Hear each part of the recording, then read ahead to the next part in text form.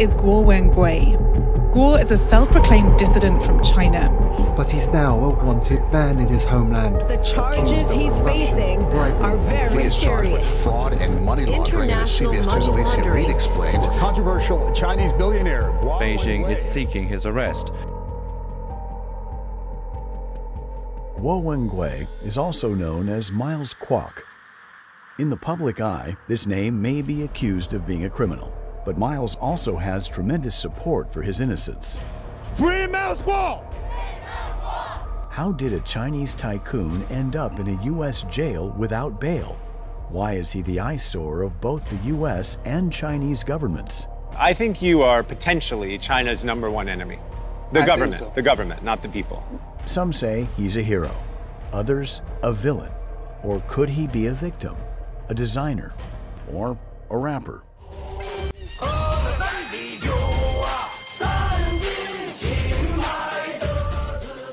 Let's delve deeper to uncover the truth. Who is MilesGuo? Born in 1968, Miles came from a poor village in China's Jilin province called Zhaozhago. His parents worked hard to raise 8 boys. Miles was the 7th.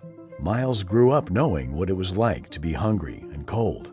During the Cultural Revolution, the whole country was in chaos, and Miles caught the urge to thrive rather than just survive. At 7, he was selling popsicles in the village. By 12, watches and jeans. At 13, he had his own steamed bun shop. And by 15, he was fixing and flipping motorcycles. Afterwards, Miles moved back to his roots in Shandong. As a teenager, Miles was the guy known for the best motorcycles around. In 1985, he met the woman who'd become his wife, and soon they started a family. During this time, Miles's youngest brother remained by his side. Miles's elder siblings found themselves in respectable professions as well, ranging from teaching to law enforcement and military service, accompanying him on their journey towards a gradually improving and happier life. But in 1989, everything changed. That year, China was in turmoil. Students took to the streets of Beijing, demanding democracy and freedom. Going to march. 10 minutes there. Why? I think this is my duty. Feeling the pull to support the cause, Miles sold his motorcycle and gave all his cash to the student protesters. But the government wasn't just cracking down on the protesters. They went after anyone who supported them, including those who donated money. One day, in May 1989, Miles, his wife, 2 children, and his younger brother were gathering in Miles' office when 2 drunk cops barged in to arrest Miles. During the confrontation, the police fired 8 times.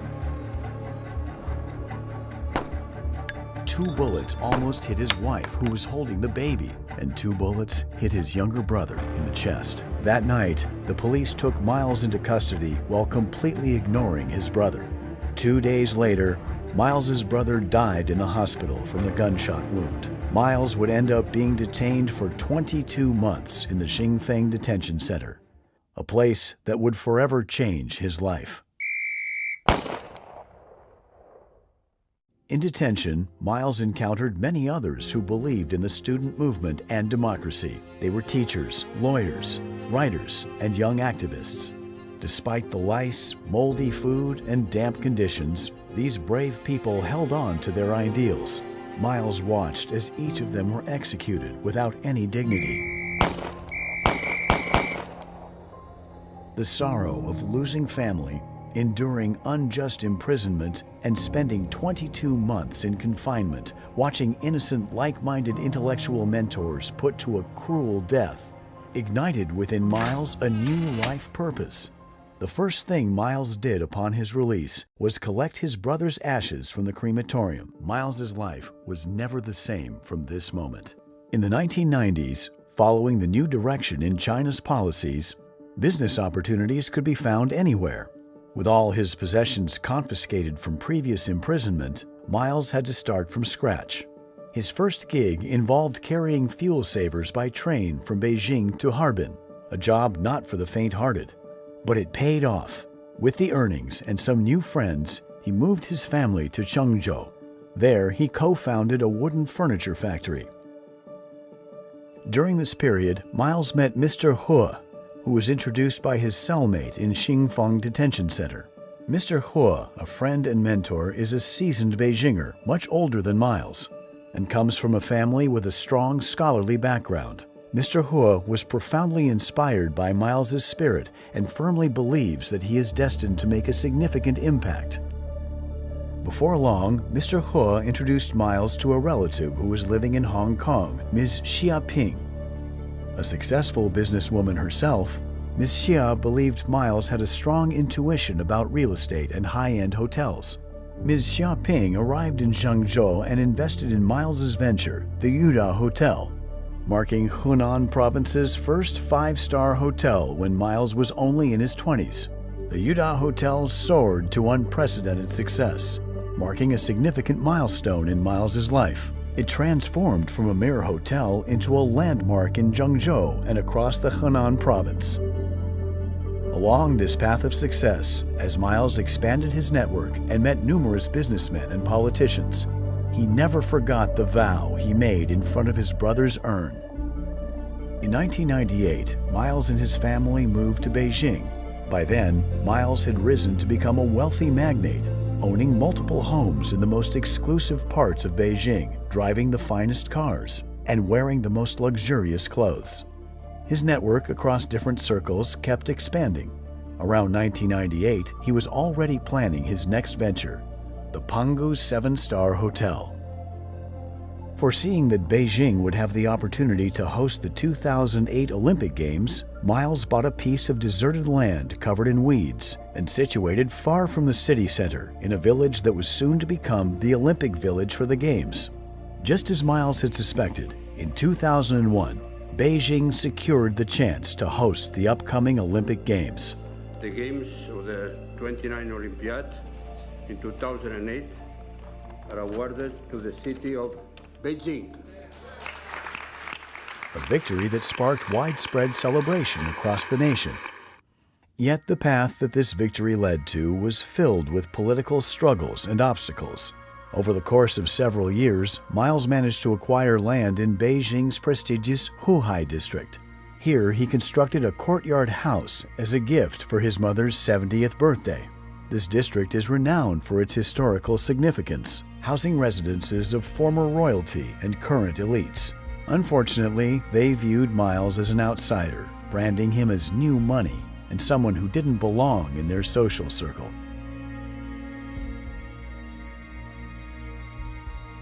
Pangu Hotel hit some major roadblocks right out of the gate. Construction was left hanging by Liu Zhuhua, who served as Beijing's deputy mayor and the brains behind the Olympic construction.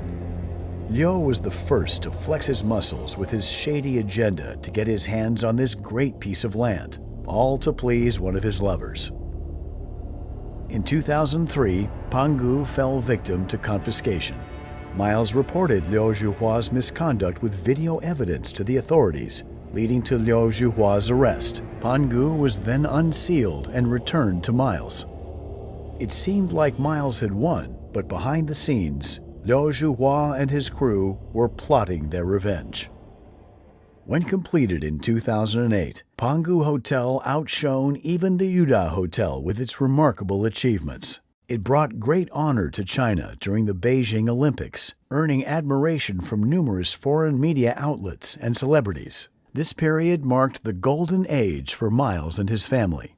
It was also during this time that Miles's network extended far beyond China, with celebrities from various countries gathering at his Pangu residence.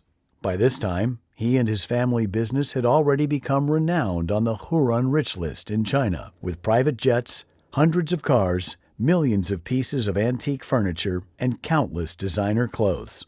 However, amid all the fame and fortune, Miles never forgot his original mission and goals. In 2013, there was a significant upheaval in the CCP government. Xi Jinping launched the so-called anti-corruption campaign, which essentially aimed to eliminate any potential political opponents. 坚持零容忍的态度不变，做到有案必查，有腐必惩，让腐败分子在党内没有任何藏身之地。 As a result, numerous former high-ranking Chinese officials were ousted. Some were even arrested. Leading the charge was Wang Xishan, a former big shot in Beijing, who was once Liu Zhuhua's boss and friend. This crackdown turned China upside down, and Miles and his family were right in the middle of it. According to the internet, the Guo family was already a major shareholder of Founder Securities at that time, and also held a large number of shares in other stock exchanges. Of course, high-ranking CCP officials had long been eyeing to carve up this lucrative business. Within the circle of Beijing politicians Miles befriended was a close friend named Ma Jian, who served as the deputy minister of the Ministry of State Security at the time. As Ma Jian held numerous pieces of incriminating evidence against Wang Xishan, he became the center of a state-led investigation and was subsequently arrested. Wang Xishan suspected that Miles also held incriminating evidence against him. At the end of 2013, anticipating Wang Xishan's move to arrest him, Miles flew to Hong Kong, but Wang Xishan's retaliation had just begun. On January 10, 2015, while Miles was visiting in the UK, Pangu Plaza was swarmed by dozens of police cars and hundreds of officers encircling the building. During this raid, the police detained numerous Pangu employees and several of Miles's family members, including Miles's 5 brothers, his wife, and his young adult daughter. Using force during these types of raids was commonplace for the CCP, and so it was at Pangu that day. Police violently cleared out all the offices, using force on innocent employees. Miles would get a call a few hours after this horrible event.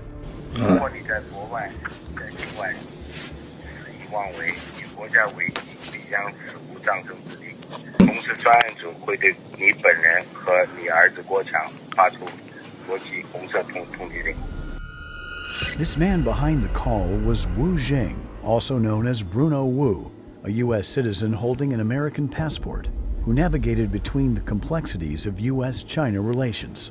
His underlying identity, however, was that of a spy nurtured over an extended period by the Chinese Communist Party. Wu publicly registered under FARA in the United States and lobbied openly on behalf of the CCP. He was born into a family with a history of espionage.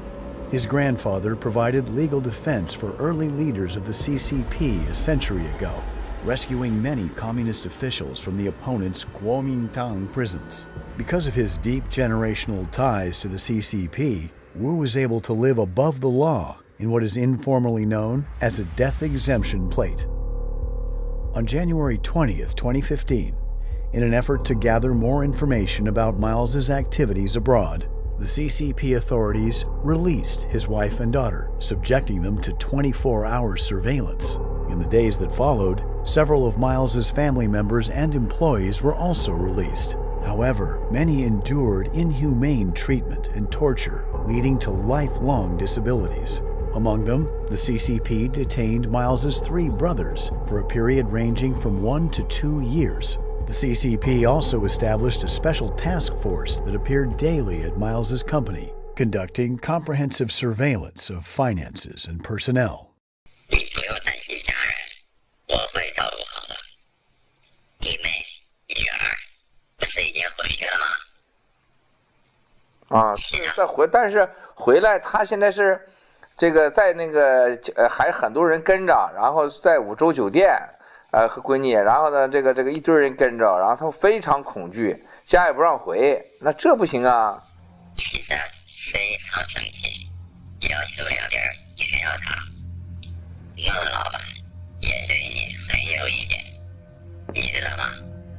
Even today, despite having complete control over all of Miles's domestic assets, the CCP has repeatedly attempted to lure him back to China.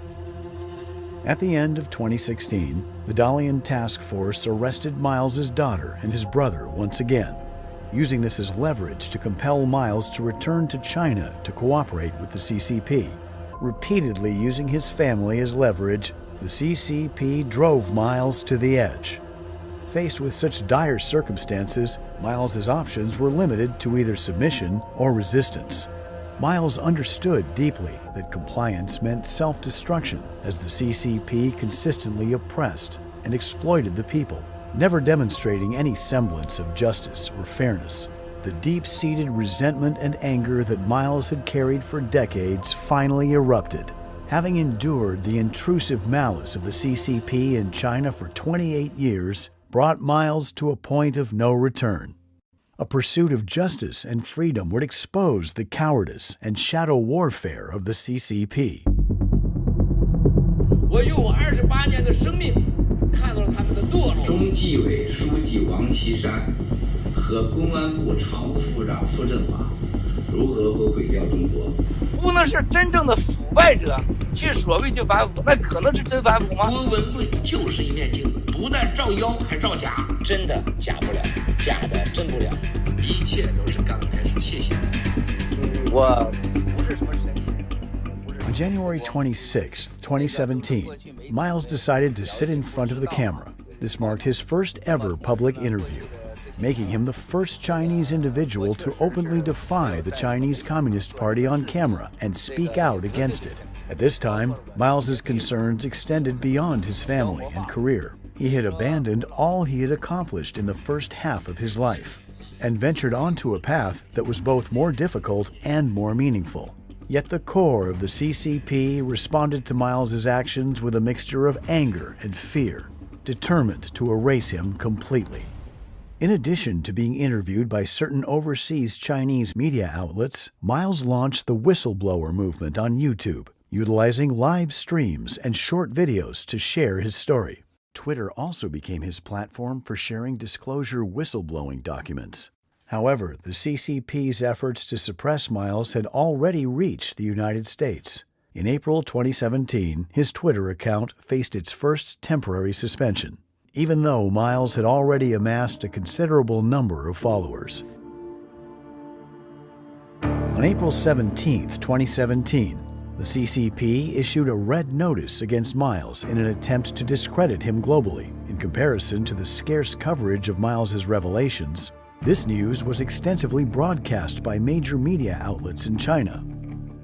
2 days later, the Voice of America interview was abruptly terminated by the host due to Miles's attempt to disclose information about the Wang Xishan family and Hainan Airlines. This marked the first instance of a broadcast interruption since VOA began airing in 1942. The host verified in subsequent interviews that they had been instructed by senior CCP officials to abruptly terminate the program.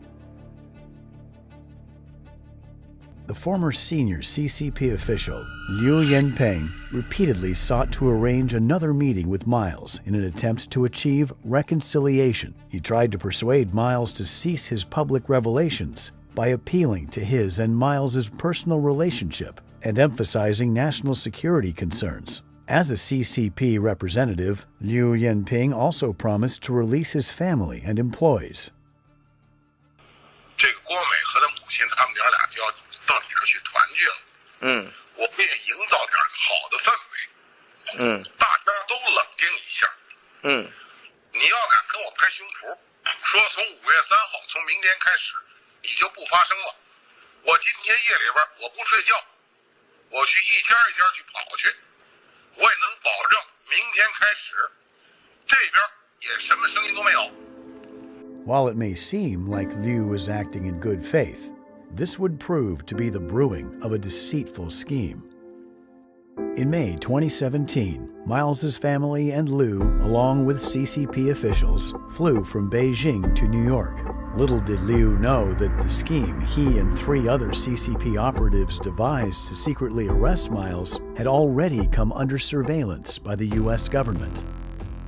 On May 24th, Liu and 3 other CCP operatives were stopped by the FBI on their way to Washington, where they were informed that they had violated U.S. laws.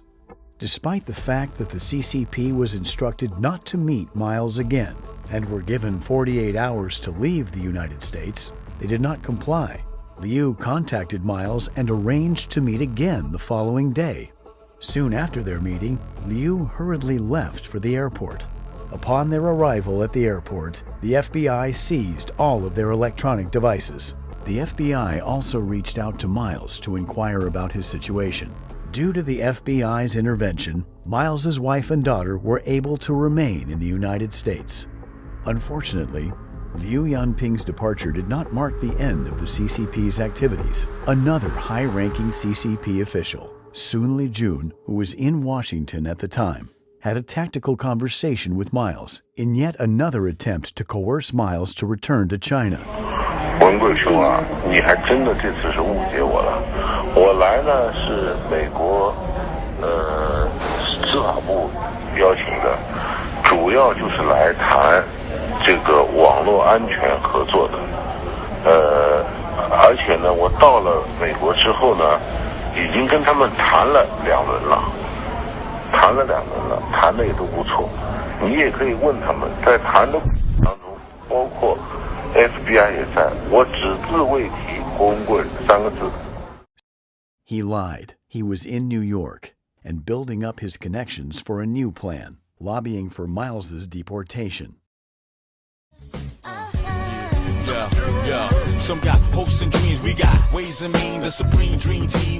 Pras Michel, a former member of the popular American hip-hop group The Fugees, has been convicted of more than 10 crimes by the District Court of Columbia, Washington, D.C. He was engaged in illicit lobbying for the CCP with his personal attorney Higginbotham, who was also holding a position as a senior congressional affairs official at the DOJ.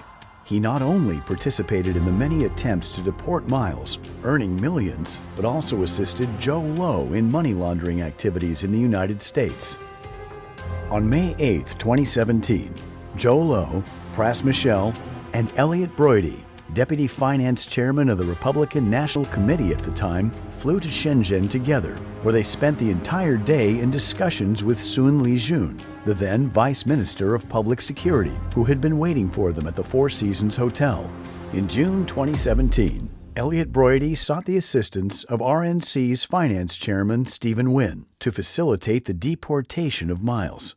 Due to Miles's visa nearing expiration at the time, Broidy hoped that Wynn could help prevent Miles from obtaining a new visa.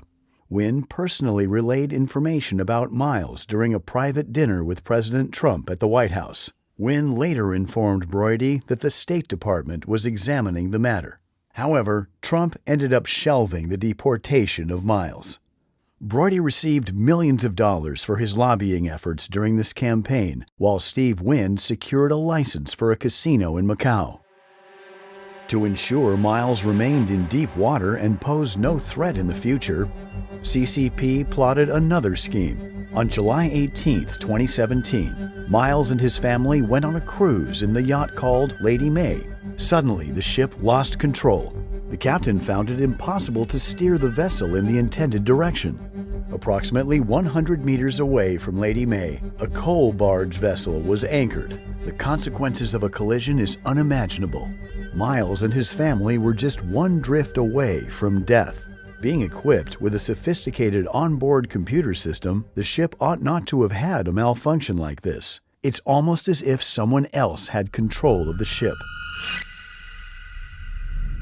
On September 6, 2017, Miles submitted a political asylum application to the United States Immigration and Customs Enforcement. The CCP, as expected, attempted to obstruct the submission of the asylum application. On September 12th, hackers affiliated with the CCP military launched an attack on the law firm representing Miles in his asylum case. They compromised all network devices and machines and seized numerous pieces of information related to Miles.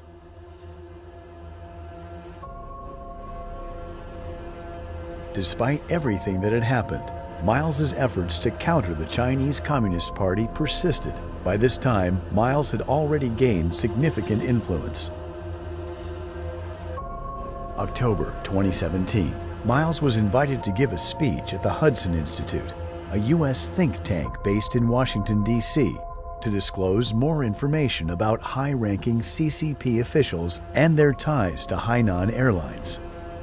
The speech was scheduled on October 4th. However, just a day before the event, Miles was informed that the speech had been postponed, that is, effectively canceled. The organizers offered different explanations for the cancellation multiple times, but eventually admitted it was because of threats from within the Chinese Communist Party. The day after his speech was canceled, Miles opted to hold a press conference at the National Press Club in Washington, D.C., where he officially unveiled intelligence regarding corruption within the Wang Xishan family and Hainan Airlines. He also revealed the CCP's big plan to corrupt the free world by using media, money, sexual bribery, and fomenting unrest in the United States. Miles sounded a worldwide alarm about the CCP emerging as a global concern affecting everyone. However, Miles's message was not embraced or adopted by the mainstream media in the United States. Instead, extensive negative coverage in American media outlets led to widespread bias against Miles. His Twitter account was permanently suspended on August 17, 2018.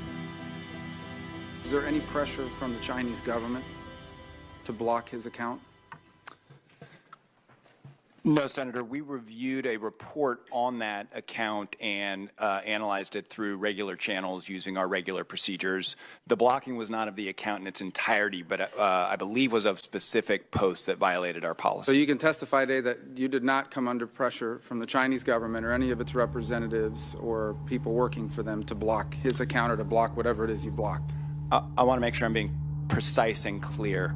We did receive a report from representatives of the Chinese government about the account. We analyzed that report as we would any other.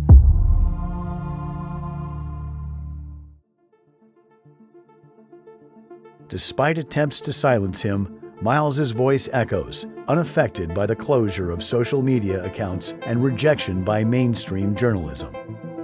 Miles isn't fighting alone. He's supported by millions of Zhanyo, which means the fellow fighters, who have forged a formidable alliance.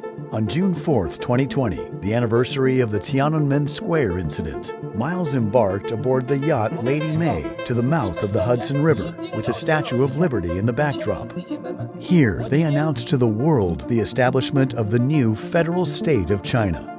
我用鲜血，我们要在这个世界上用我的鲜血来捍卫我们追求的法治、自由、有尊严、有体面的中国。 This marked the realization of a long-held dream for every Zhanyo, the fellow fighters. They finally had their own alliance, the new federal state of China.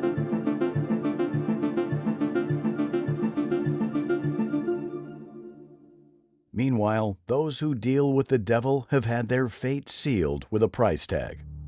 On January 27, 2018, following an article in the Wall Street Journal about sexual harassment of female employees, Steve Wynn announced his resignation as the finance chairman of the RNC. On May 17, 2022, Wynn was sued by the Department of Justice for violating federal laws by engaging in illegal lobbying and failing to register as a foreign agent. On April 13, 2018, the Wall Street Journal would also uncover another scandal involving Elliot Broidy, the vice chairman of the RNC. He was accused of paying $1.6 million in hush money to a model for an abortion. Consequently, Broidy resigned from his position. On October 6, 2020, federal prosecutors charged Broidy with acting as an unregistered foreign agent, aiding the CCP in lobbying the White House to repatriate Miles. He later confessed to his crimes in a plea deal, but was pardoned by the president. Now, the fate of the CCP officials, Liu Yanping, Sun Lijun, and Fu Zhenghua, have also come to a deserving end due to the escalated power struggles. Still, soldiers march because the battle continues. The CCP imposed a fine of nearly $13 billion for alleged coercion in 2018. They also seized $5 billion in Hong Kong assets belonging to Miles and his family, representing the largest, most abusive monetary penalty ever imposed in China. The storm continues to churn toward Miles and his anti-CCP global endeavors.